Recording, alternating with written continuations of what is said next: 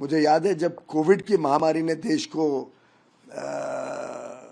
इतने तकलीफ में डाला, कैसे भारत के उद्योग जगत के लोग मदद कर सकते हैं। रतन टाटा जी ने एक मिनट झिझक नहीं की, सीधा कहा कि टाटा ग्रुप 1500 करोड़ रुपए कोविड की लड़ाई के लिए सरकार के साथ जुड़ के खर्चा करेगा। कभी ऐसा कोई व्यक्ति नहीं होगा जिसने कोई उनसे अच्छे काम के लिए मदद मांगी हो और उन्होंने ना किया हो। कुछ युवा डॉक्टरों ने मिलके एक अस्पताल शुरू करने की सोची संभाजी नगर में। डॉक्टर हेडगेवार के नाम पे वो अस्पताल आज भी लाखों लोगों की सेवा कर रहा है। जब रतन टाटा जी को पता चला कि युवा डॉक्टरों ने इसका कल्पना की है, तो बेझिझक उन्होंने पूरी सहायता करी। टाटा एक बहुत ही संवेदनशील व्यक्तित्व थे। जीवन भर उन्होंने टाटा ग्रुप को तो बड़ा बनाया ही, टाटा ग्रुप को अंतर्राष्ट्रीय पटल पर एक अलग ही पहचान बनाई, भारत की पहचान बनाई विश्व में, अपने ग्रुप को विश्व भर में बढ़ाकर। लेकिन साथ ही साथ उनके जो दानवीर चरित्र था, हर प्रकार से, हर किस्म से, हर अच्छे काम के लिए वो तत्पर रहते थे।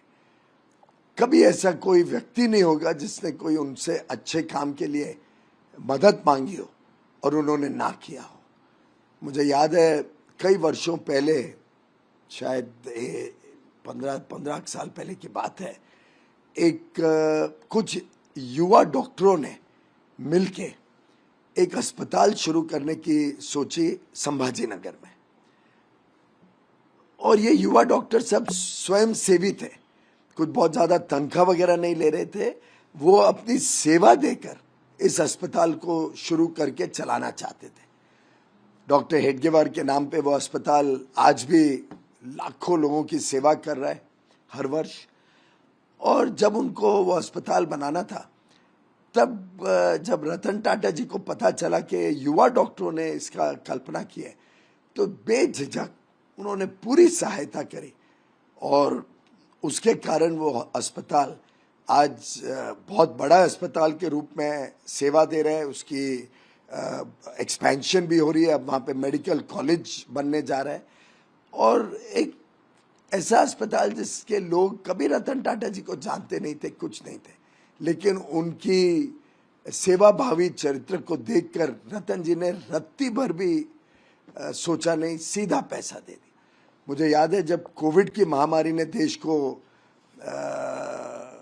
इतने तकलीफ में डाला, तब हमारी एक बातचीत चल रही थी, कैसे भारत के उद्योग जगत के लोग मदद कर सकते हैं।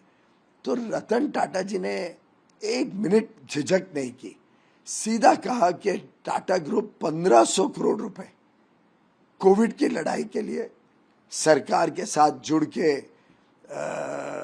खर्चा करेगा, बिना कुछ वापस सामने किसी प्रकार का कोई कंडीशन रखे। 1500 करोड़ रुपए उन्होंने कमिट कर दिए कोविड की लड़ाई के लिए, जिसमें से 500 करोड़ रुपए उन्होंने सीधा एक दिन के अंदर चेक भेज दिया पीएम केयर्स में, जिससे कोविड की लड़ाई में भी हमारे हाथ मजबूत हुए।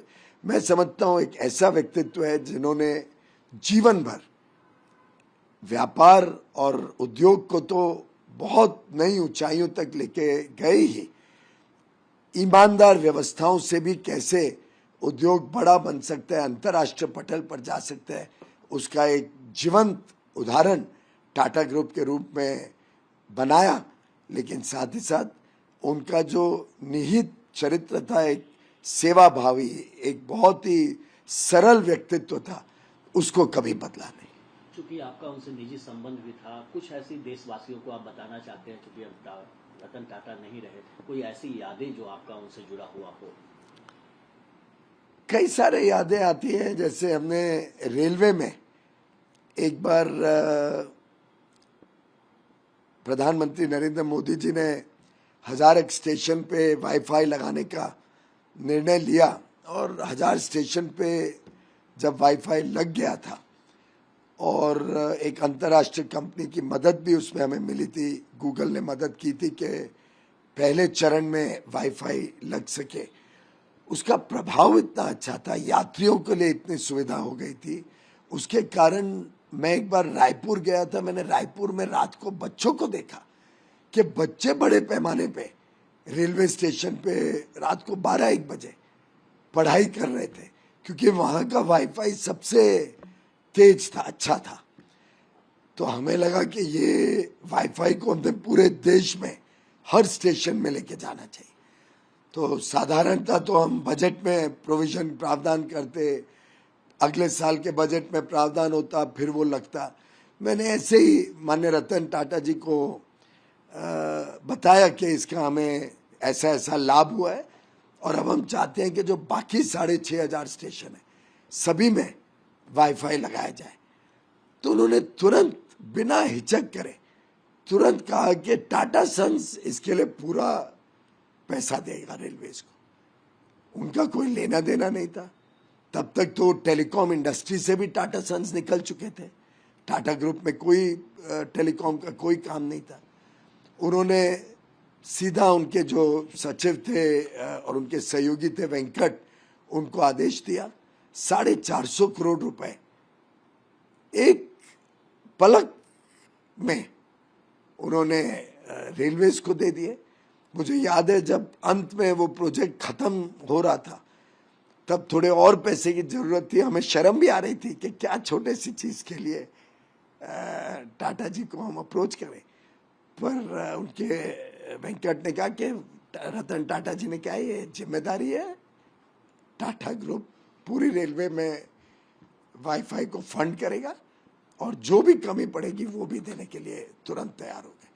तो एक उनके मन में हर वक्त कैसे भारत आगे जाए, कैसे भारत के युवा शक्ति को मौके मिले। मुझे जो जानकारी है उन्होंने शायद 30 से अधिक स्टार्टअप्स को अपनी पर्सनल कैपेसिटी में, अपने व्यक्ति खुद के पैसे से स्टार्टअप को मदद दी कि वो आगे बढ़ सके। कई बार कोई आइडिया उन्हें अच्छा लगता था तो वो सीधा उसको सपोर्ट करते थे, और मात्र फाइनेंशियल सपोर्ट नहीं, वो मेंटरिंग भी करते थे कि कैसे ग्रुप को सपोर्ट किया जाए, कैसे युवा युवती को मदद की जाए कि वो आगे चल के अपने अनुसंधान से, अपने नए आइडिया से काम बढ़ा सके। टाटा ग्रुप एक ऐसा ग्रुप रहा है जिसका हर क्षेत्र में देशभक्ति झलकती है, और रतन टाटा जी ने जो लगभग 60 वर्ष सेवा की है उद्योग जगत की, 1961 में एक शॉप फ्लोर के अप्रेंटिस के रूप में टाटा ग्रुप में उन्होंने सेवा करना शुरू किया था। छोटे से पोजीशन से, अपनी मेहनत से, अपने कृतित्व से, अपनी काबिलियत से वो टाटा ग्रुप के चेयरमैन बने, और 1990 से लेके 2012 तक, जब तक वो टाटा ग्रुप के चेयरमैन रहे, फिर शायद 16 से 17 के बीच भी 6-8 महीने के लिए उन्होंने कमान संभाली।